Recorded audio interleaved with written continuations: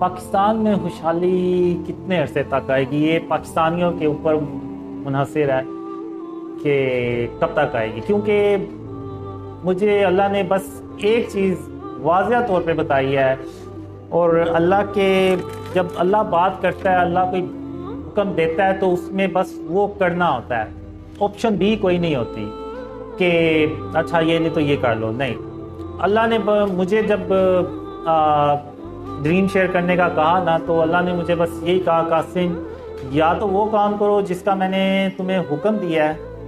یا پھر ان اندھیروں میں ہمیشہ ہمیشہ کے لیے پڑے رہو۔ تو اسی طرح اگر ہم نے اپنی حالت بدلنی ہے نا، تو ہمیں خود پہلے اپنے آپ کو ٹھیک کرنا ہوگا، یعنی ہمیں پہلے خود اپنے آپ کو شرک اور اس کی اقسام سے بچانا ہوگا۔ جب تک ہم شرک اور اس کی اقسام سے نہیں نہ بچائیں گے، تب تک آپ بھول جائیں کہ اللہ کی کوئی مدد آئے گی۔ اور پھر ایک یعنی ابھی یہ ریسنٹ ڈریم ہے، اس میں میں کہتا ہوں کہ اگر ہم شرک اور اس کی اقسام سے اپنے ملک کو پاک کر دیں گے تو اس کے بعد کیا ہوگا، یعنی کیسے اللہ مدد کرے گا؟ تو پھر اللہ دکھاتا ہے، بتاتا ہے کہ جو اللہ ہے نا، وہ پاکستان کا جو آدھا میپ ہے نا، اس کے نیچے تیل کے خزانے نکال دیتا ہے۔ اتنے خزانے ہوتے ہیں، تو پھر میں کہتا ہوں کہ یہ تو اگر ہم پوری دنیا میں بھی تقسیم کر دیں تو شاید تب بھی نہ ختم ہو، اتنے زیادہ ہیں۔ اور ابھی وہ صرف تیل کا ذخیرہ ہوتا ہے، اس میں جو باقی ذخائر ہیں وہ یعنی زمین سے، یعنی وہ جو ہم فصلیں اگاتے ہیں یا اور چیزیں ہیں، وہ الگ ہیں۔ یہ صرف تیل اللہ دکھاتا ہے کہ میں اتنا نکال دوں گا کہ استعمال نہیں ہم کر پائیں گے، اس تیل کو اتنا زیادہ ہوگا۔ تو اور اس کے علاوہ پھر اگر آپ دیکھیں تو اتنے حکمران آئے اس ملک میں، سب نے کوشش کی کہ کسی طرح یہ ملک جو ہے نا وہ ترقی کرے، لیکن وہ ترقی کرنے کی بجائے وہ الٹا ہم پستی میں چلتے جا رہے ہیں۔ تو ہمیں سوچنا چاہیے کہ آخر وہ ایک ایسا کیا عمل ہے کہ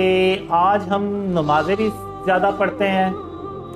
قرآن بھی زیادہ پڑھا جاتا ہے، حج عمرہ بھی زیادہ کیا جاتا ہے، صدقہ خیرات بھی زیادہ کیا جاتا ہے،